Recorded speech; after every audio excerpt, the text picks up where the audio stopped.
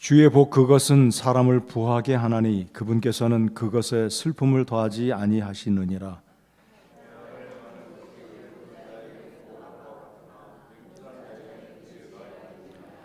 사악한 자에게는 그가 두려워하는 것이 임하려니와 의로운 자에게는 원하는 바가 주어지리로다.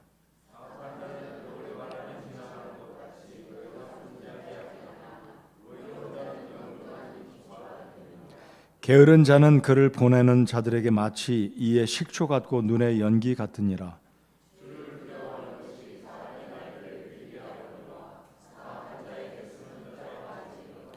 의로운 자의 소망은 즐거움이 되려니와 사악한 자의 기대는 사라지리로다.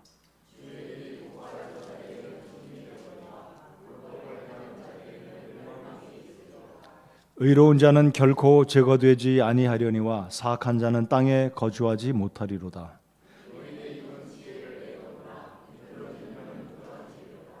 의로운 자의 입술은 그분께서 받으실 만한 것을 알거니와 사악한 자의 입은 비뚤어진 것을 말하느니라. 아멘. 10장에서는 두 가지 주제로 의인과 악인, 지혜로운 입술과 어리석은 자의 입술을 대조해서 계속해서 말씀을 하십니다. 10장 1절 위에 솔로몬의 지혜의 말들이다라고 큰 틀에서 주제를 정해두고 있습니다. 오늘 아침에는 이제 10장을 끝마칠 텐데요. 의인이 받을 복과 악인이 받을 재앙, 의인의 복, 악인의 재앙, 이것만 기억해도 우리가 하나님 앞에 어떤 마음으로 어떤 신분으로 살아야 할지 잠언이 우리에게 말씀하고 있습니다. 앞서서 18절에서 21절까지는 두 가지 입술에 대해서 3주 전에 살펴보았습니다. 이제 오늘은 22절부터 마지막 절까지 의인이 받을 복과 악인이 받게 되는 하나님의 형벌, 재앙에 대해서 살펴보겠습니다. 먼저 의인과 악인의 삶의 행실의 대조적인 모습을 살펴보겠습니다. 의인과 악인의 삶에 나타나는 행실의 대조적인 결과. 하나님께서는 의인에게 주시는 복은 사람을 부하게 하고 슬픔과 근심을 더하지 아니한다라고 말씀을 하십니다. 근심과 슬픔이 없이 산다면 얼마나 좋을까요? 정도의 차이는 있겠지만 근본적으로 사람은 그리스도인이든 불신자든 근심과 슬픔에서 완전히 자유롭게 살 수 있는 사람은 아무도 없으리라고 생각됩니다. 우리는 살아가면서 근심과 슬픔이 있을 것입니다. 그럼에도 불구하고 하나님은 의인에게 슬픔을 더하지 아니하신다고 22절에서 말씀합니다.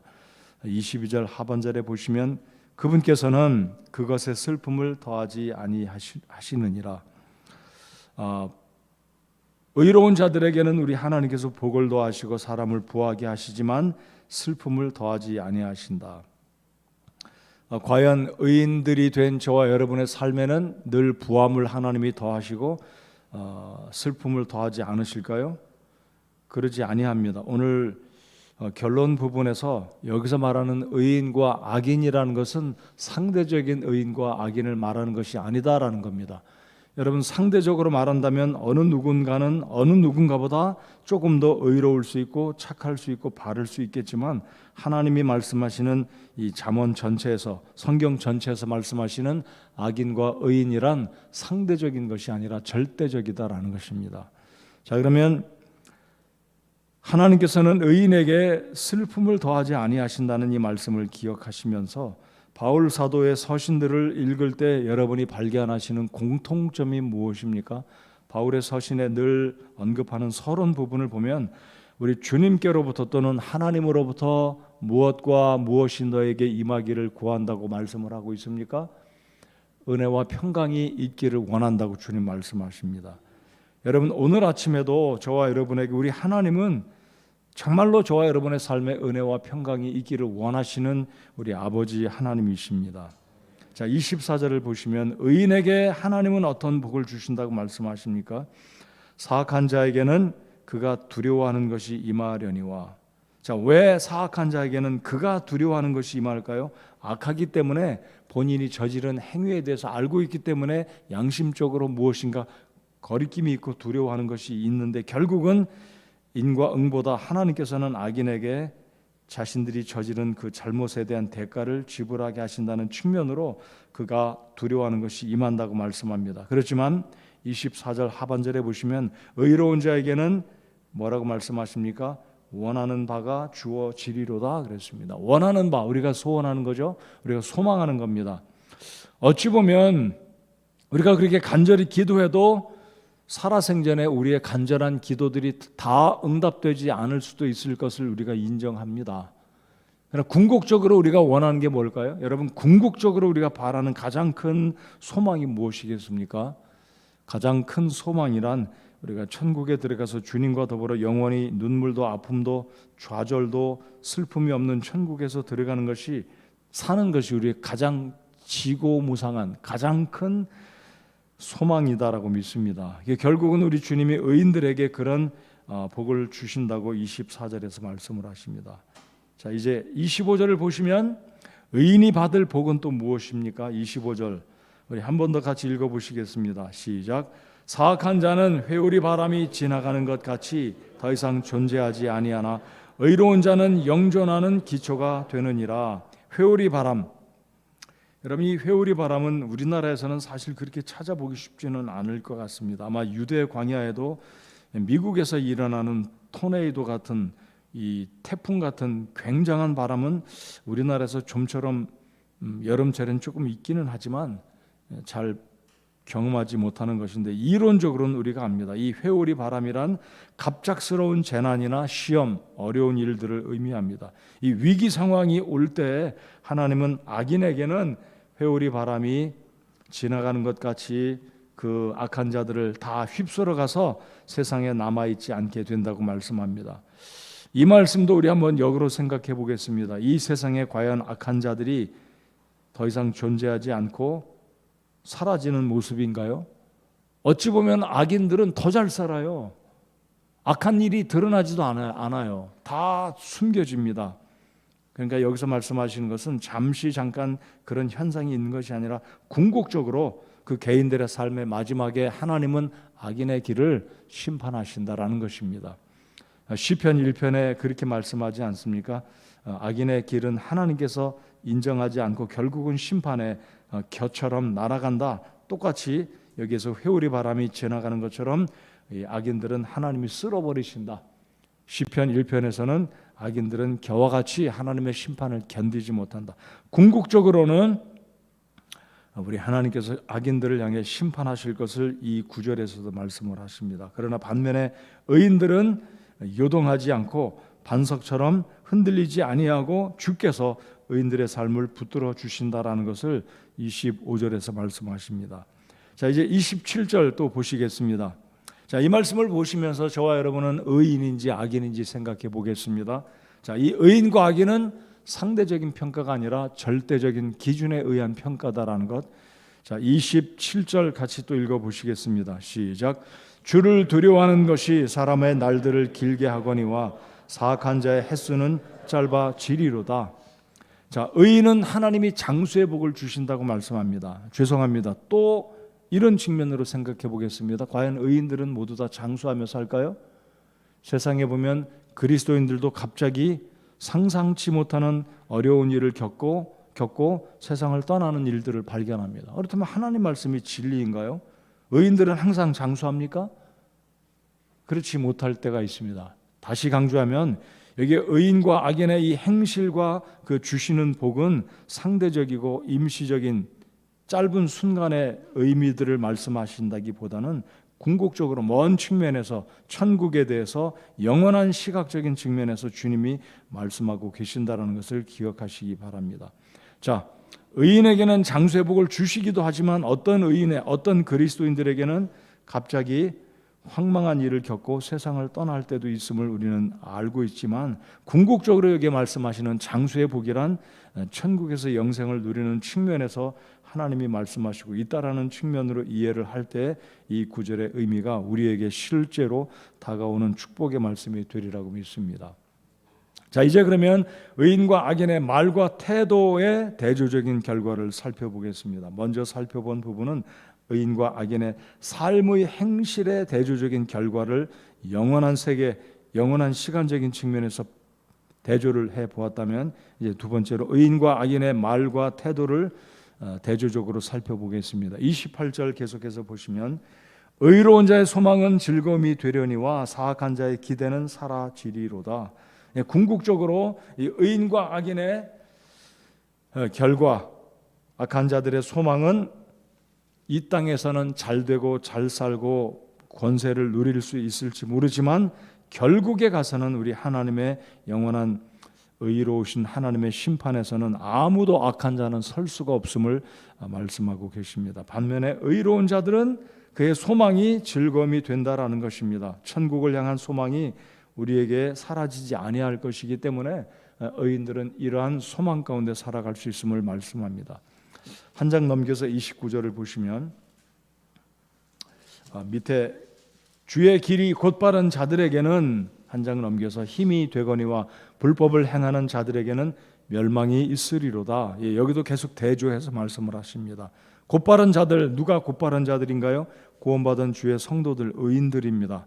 그래서 의인들의 삶에는 하나님의 길, 주의 법도는 힘이 되신다, 산성이 된다라고 말씀을 하시지만 악인은 결국 멸망할 것을 우리 하나님 말씀하십니다.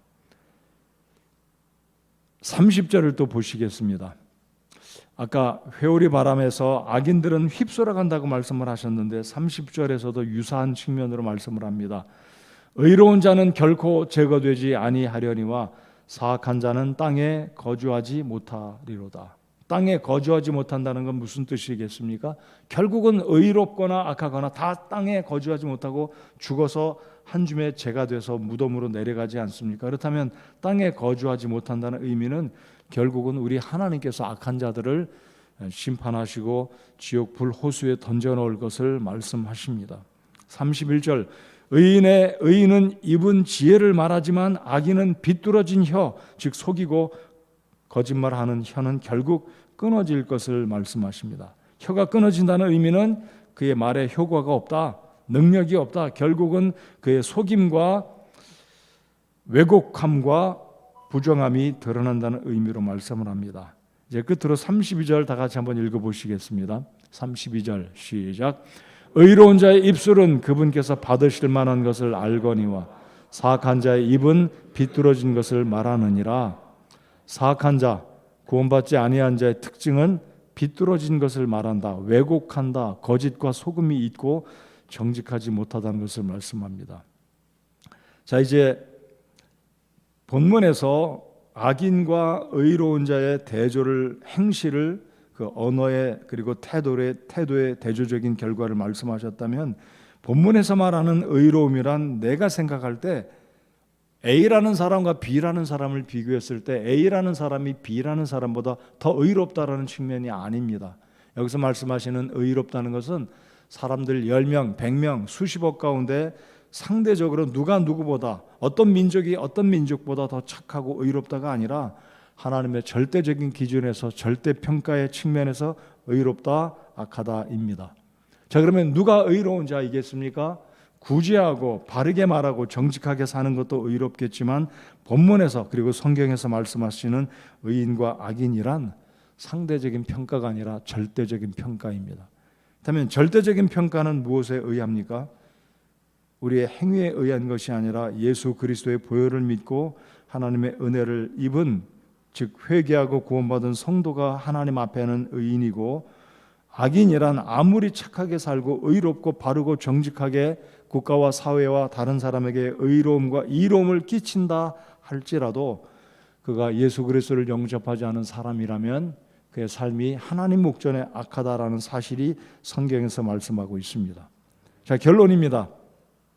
여러분, 잠언은 지혜 문학으로서 일상적인 삶의 윤리와 도덕과 행동 양식을 가르치는데 우리에게 중점을 두고 교훈을 주는 시편, 잠언, 전도서, 아가서, 이런 욥기, 이런 책들입니다. 자, 그래서 특별히 잠언에서는 의인과 악인의 대조가 굉장히 많이 나옵니다. 여러분, 잠언 1장부터 마지막 31장까지 수도 없이 많이 등장한다고 말하는 건 과장이겠지만 굉장히 자주 의인과 악인을 이야기합니다. 그래서 오늘 기억하실 것은 잠언이 말하는 의인과 악인은 상대평가가 아니라 하나님 앞에 구원받은 우리가 의인이다라는 것 기뻐하고 감사하시기 바랍니다.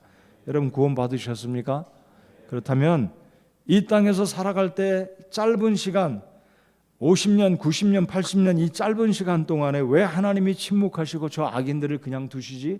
왜 의롭게 사는 나를 이 고난 가운데 건져주시지 않을까라고 생각이 되실 때도 하나님이 말씀하신 여기에서 의인과 악인에 대한 결과, 심판, 축복은 이 땅에서뿐만 아니라 궁극적으로는 영생의 영원한 세계를 향한 천국에서의 장기적인 끝이 없는 영원한 세계 속에서까지 이어지는 먼 길이다.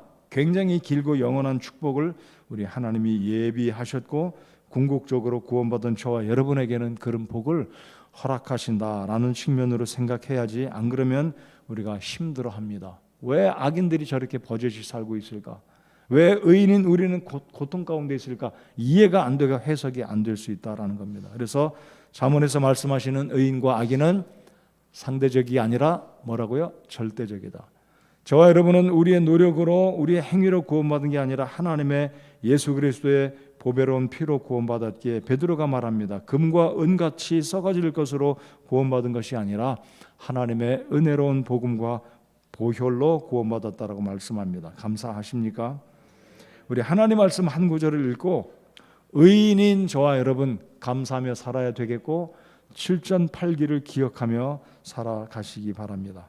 자, 잠언 24장 다 같이 열으시고 아니면 화면에 뜬 말씀을 읽고 지금 잠언이 말하는 의인은 구원받은 그리스도인을 의미한다라는 측면에서 나에게 어떤 고난이 오더라도 7번 넘어질지라도 8번 일어나고 70번 넘어질지라도 80번을 또 일어나는 우리가 돼야 되겠다는 믿음으로 살아가는 것이 궁극적으로 잠언 10장에서 보여주는 의인들의 삶, 의인들의 언어, 의인들의 태도다라는 것을 기억하십시다. 우리 같이 읽어보겠습니다. 의인은 시작. 의인은 7번 넘어질지라도 다시 일어나려니와 사악한 자는 넘어져서 해악에 빠지리라. 아멘. 여러분 사악한 자는 결국 넘어질 겁니다. 왜요? 기초가 없기 때문입니다. 그 기초는 무엇에 근거합니까? 자기의 의, 자기의 노력, 자기의 수고. 그러나 우리의 기초는 우리 것이 아니라 예수 그리스도의 은혜의 보혈 복음 때문입니다. 그래서 우리는 일어날 수 있다는 걸 기억하시고 오뚜기 인생으로 살아가십시다. 사실 우리에게 그런 힘이 없어요. 그런 정신도 약합니다. 그러나 우리 속에 계신 성령 하나님이 우리 붙들어 주시고 성령으로 충만할 때 오늘 잠언 24장 16절 말씀처럼 어떤 상황에서도 저와 여러분 구원받은 하나님의 성도 의인은 7번 넘어져도 8번 또다시 일어난다. 우리 옆에 있는 사람에게 7전8기 합시다라고 이야기하고 격려합시다. 7전8기 하고 힘내서 살아가시는 구원받은 주의 백성들로 살아가십시다. 기도하겠습니다.